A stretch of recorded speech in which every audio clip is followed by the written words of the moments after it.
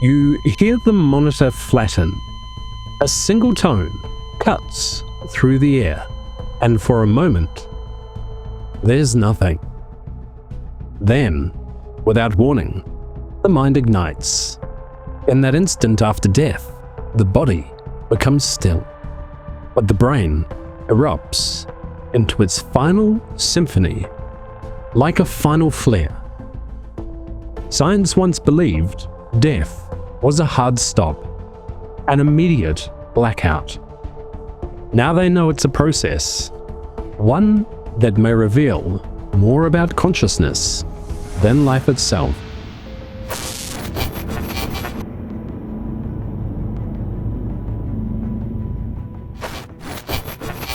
In 2024, neuroscientists at the University of Michigan observed something astonishing.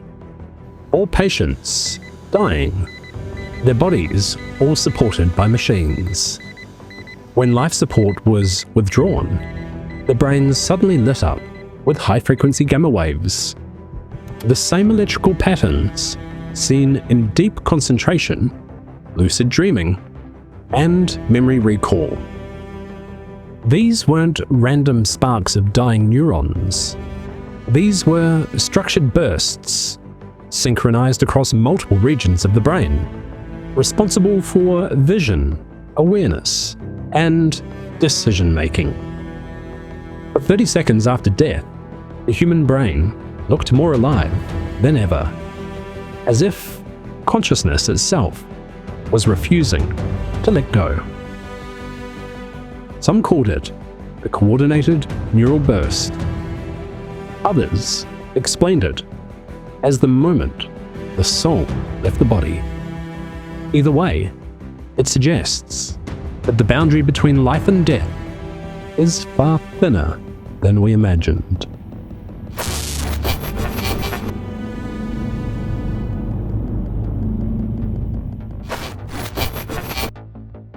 The mystery deepens when you realize that the brain is awash with chemistry in its final moments. When oxygen falls, neurotransmitters flood every synapse. Serotonin, dopamine, and a molecule some call the spirit molecule, dimethyltryptamine, or DMT for short. In 2019, researchers at the University of Michigan found that dying rats released massive surges of DMT. The brainwave patterns during those surges looked eerily similar to those produced during mystical experiences or deep meditation.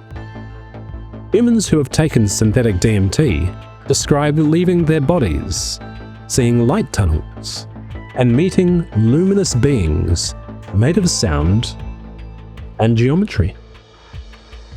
And when people have clinically died, are revived, their stories echo the same strange sequence.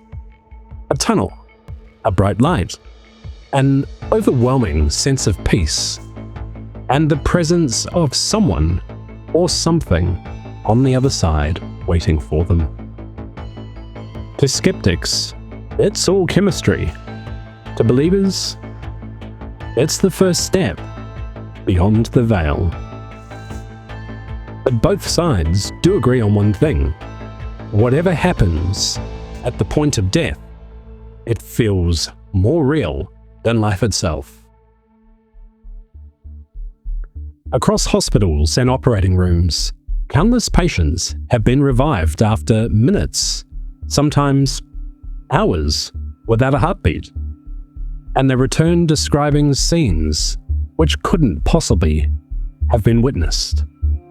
One woman floated above her own surgery table, watching doctors work to save her life. She later described instruments, dialogue, even a dropped tool. Details the medical team confirmed as true. Another patient unconscious on the third floor reported seeing a red shoe on a window ledge outside the hospital window. The staff checked and found it was exactly where she said. These are called veridical perceptions, verified observations made during clinical death.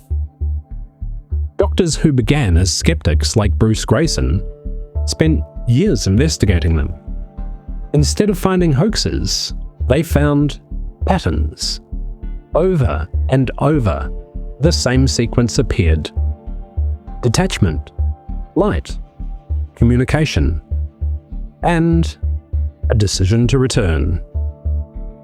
If perception continues when the brain is offline, what's doing the perceiving? It's not only the dying who witness strange things. Sometimes the living see it too.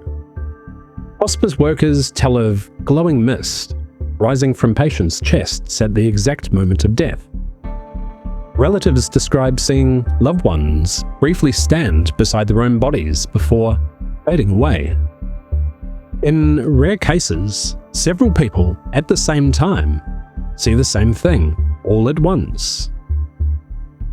An event researchers call shared death experience.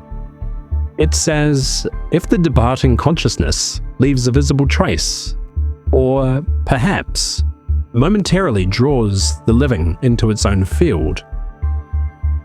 These moments are always gentle, peaceful, and strangely coordinated, as though whatever leaves us wants to be seen one last time.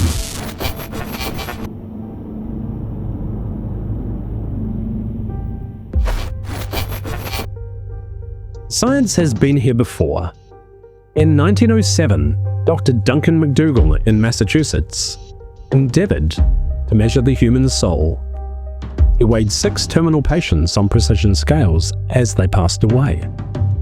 Each lost an average of 21 grams at the exact moment of death. McDougall concluded that the soul had a mass, and that something literally left the body. His experiments have never been replicated, but the idea survived. A symbol of our need to quantify the unquantifiable. A century later, quantum physicists suggested that the information itself can't be destroyed. When matter decays, the data encoded within it must go somewhere. If consciousness is a form of information, maybe death is simply just the transfer of data into a different system. Ancient civilizations describe that system in vivid detail. The Egyptians believed the soul journeyed through the Duat, the realm of the dead guided by Anubis, the god of the afterlife. There, the heart was weighed against a feather of truth.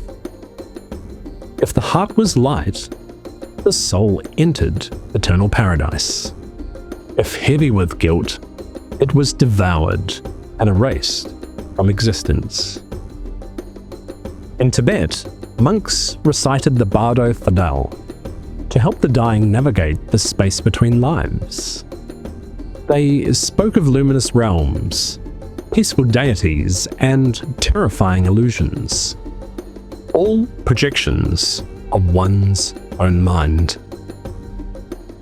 The Greeks envisioned the river Styx, the crossing between life and the underworld. Christians speak of purgatory, a realm of purification before entering heaven itself. Different cultures, different languages, but the same map. A transition, a judgment, a return to light. Perhaps these stories were never allegories at all, but fragments of something our ancestors remembered. Visions seen by those who briefly crossed the threshold and came back to tell the tale.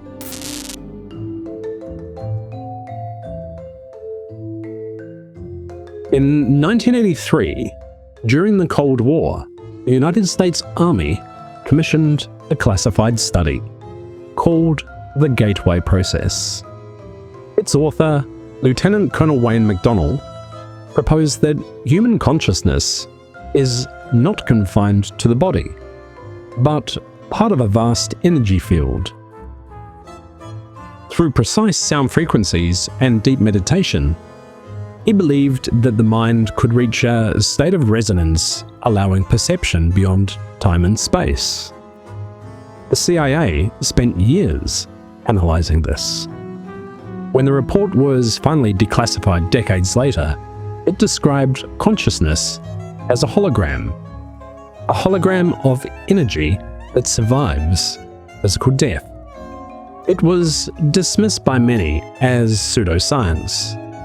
Yet, buried inside were equations describing awareness as a standing wave, something that doesn't vanish, something that only changes form. If consciousness is energy, and energy can't be destroyed, then death might not be an end at all, but a conversion.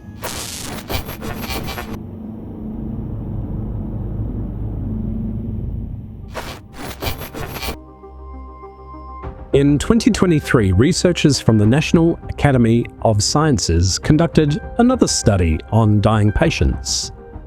They scanned the brains of people being removed from life support.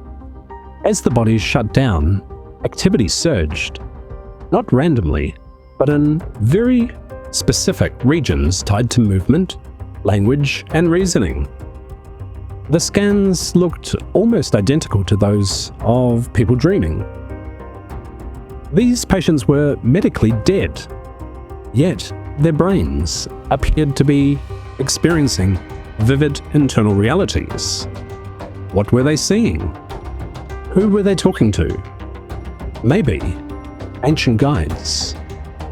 Maybe the ones described in every culture were more than just metaphors. For thousands of years, humans have tried to interpret this threshold. Some turned to faith, others to physics. Science tells us that consciousness is an emergent property of the brain, where neurons stop firing, awareness ceases.